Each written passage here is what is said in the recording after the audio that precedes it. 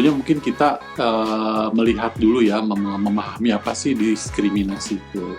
Jadi diskriminasi itu adalah perlakuan, pembedaan perlakuan terhadap individu maupun masyarakat kelompok tertentu karena mereka memiliki perbedaan atau kekurangan biasanya.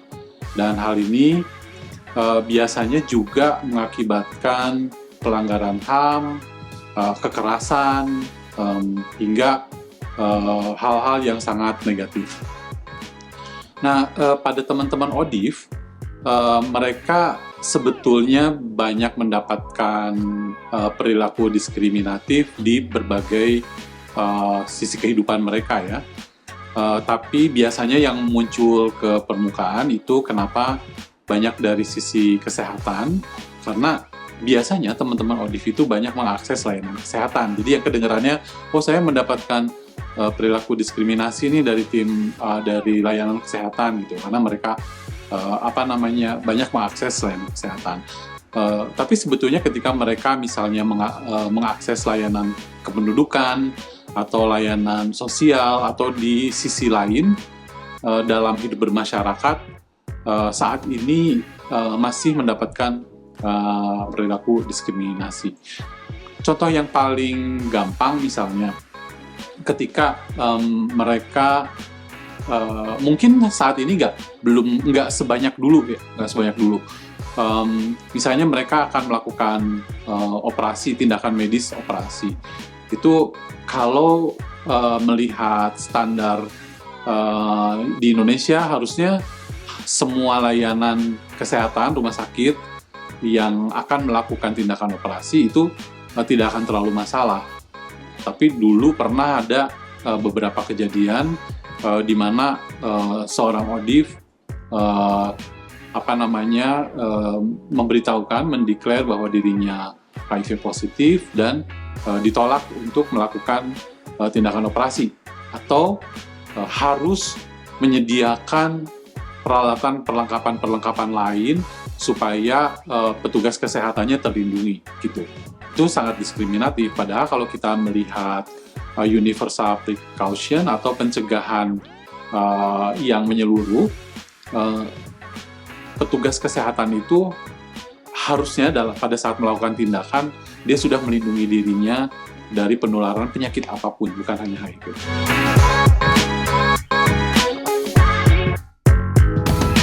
Ya, karena tadi saya katakan juga bahwa saat ini teman-teman ODIF yang mungkin baru ketahuan atau mungkin kondisi kesehatannya kurang baik, mereka itu kan sangat membutuhkan layanan kesehatan ya, layanan medis dan sebagainya.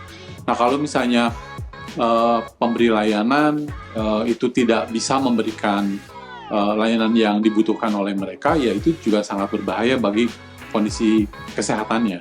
Selain itu juga diskriminasi juga mengakibatkan semua kebutuhan akan layanan kesehatan tidak terpenuhi.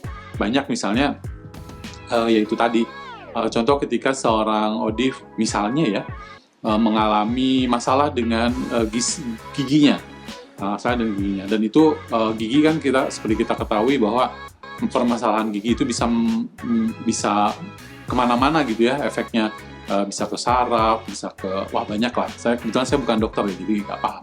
Cuma sepemahaman saya itu bisa komplikasi. Nah, kalau tidak segera ditindaklanjuti itu berbahaya bagi teman-teman ODIF.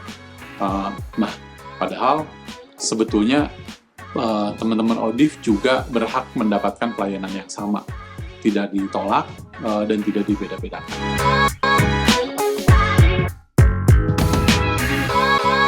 Karena misalnya masih ada diskriminasi dan biasanya kan itu nyebar ya dari mulut ke mulut misalnya. Karena teman-teman ODIF tuh biasanya tergabung dalam kelompok dampingan atau mereka saling menguatkan sesama teman-teman ODIF. Jadi kalau misalnya mereka mendapatkan perlakuan yang tidak semestinya, yang kurang enakan gitu, jadi mereka malah menghindar dari layanan kesehatan tersebut. Nah, itu dampaknya mungkin akan sangat sangat buruk ya buat mereka kalau pada saat mereka membutuhkan layanan kesehatan yang mereka saat mereka membutuhkan benar-benar gitu ya. Walaupun kita tahu bahwa pada saat ini pengobatan yang saat ini ada itu sudah sangat efektif. Teman-teman ODIF yang sudah mengakses ARV dan juga disiplin minum obat, kondisi kesehatan mereka itu biasanya cukup stabil. Malah kalau saya bandingkan ya teman-teman ODIF yang minum ARV itu kadang kondisi kesehatan dan sangat fit gitu ya dibandingkan dengan teman-teman yang memang tidak positif HIV dan dia tidak meminum ARV. Contohnya mungkin kalau kita lihat hal yang paling mudah, teman-teman yang ARV udah viral loadnya tersupresi, CD4-nya juga sudah cukup tinggi, itu mereka sangat jarang terkena flu misalnya.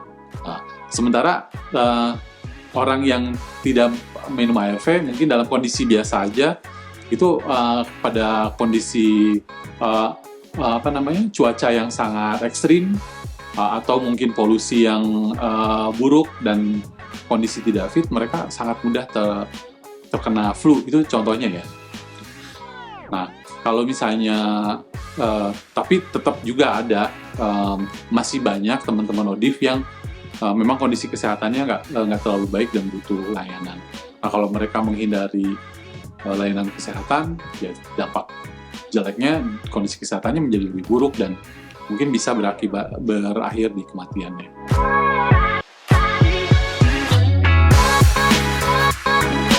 Ya mungkin yang merasakan teman-teman ODIF sendiri ya, karena mereka yang mengakses langsung.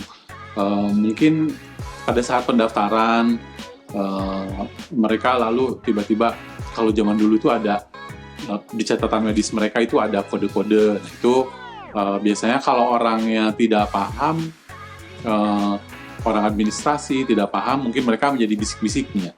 Oh ini. Oh ini. Nah terus ada cara memandang, cara berbicara itu menjadi tidak terlalu nyaman buat ODIF.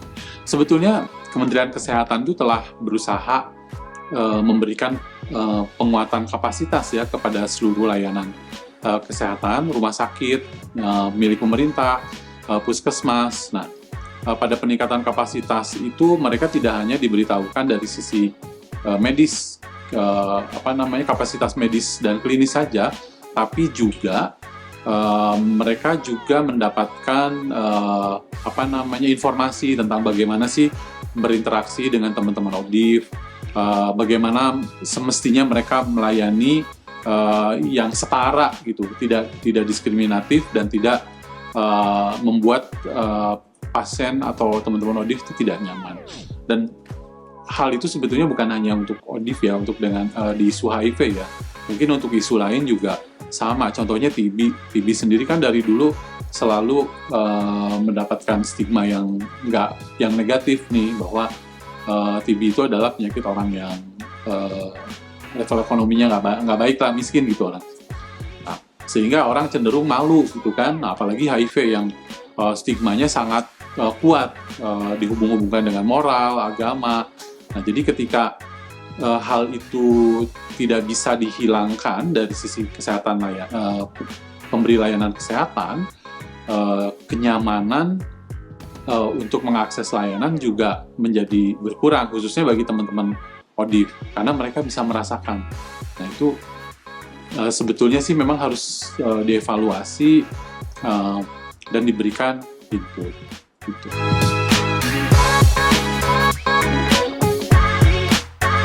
Sebetulnya kalau gini ya, ada teman-teman ODIF yang memang mendapatkan pendampingan nih dari teman-teman LSM. Biasanya mereka akan lebih mudah untuk menginformasikan perlakuan diskriminatif kepada rekan di LSM-nya gitu.